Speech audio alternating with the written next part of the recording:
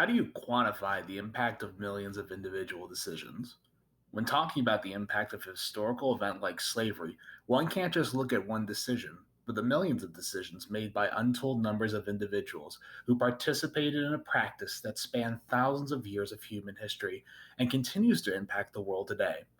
Hello, ladies and gentlemen. Welcome to Mr. H on YouTube with another overview video, this time on American slavery. Don't forget to like and subscribe this video as we continue to grow the channel. 10 likes on this video will lead to a special fun video for our channel viewers. With that in mind, let's get right into slavery in America. Slavery is not a new concept for humans. Since the dawn of agriculture, archaeological evidence shows slavery in many different forms among many ancient civilizations. Some famous examples included the Egyptians, the Greeks, the Romans, and Britney Spears. Wait, no, not that one. Slavery was not new to the Americas either, with many pre Columbian civilizations utilizing this system in various forms. The arrival of the Spanish upended many parts of life in the Americas. This included the use of slaves later, which accelerated under the rule of the conquistadors. Native Americans were used primarily for mining precious materials such as silver. The use of natives, however, slowly faded due in no small part to the major loss of life suffered by natives via diseases like smallpox. The massive death toll of native slaves forced European colonies to find a new source of labor. Africa had been part of the European trade network for centuries before the colonization of America. African slaves were soon bought and shipped over to America via boats. Death tolls are unknowable on these ships, but the horror and violence did not end upon arrival.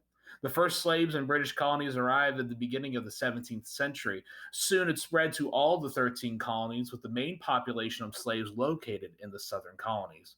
While some found work in towns and businesses, the majority of slaves were forced to work on large rural plantations, growing major cash crops, including cotton. Life for slaves revolved around work. Each day, slaves were given tasks around plantation with set quotas and objectives. Failure to meet such marks resulted in various forms of punishment. A major part of slave life was violent.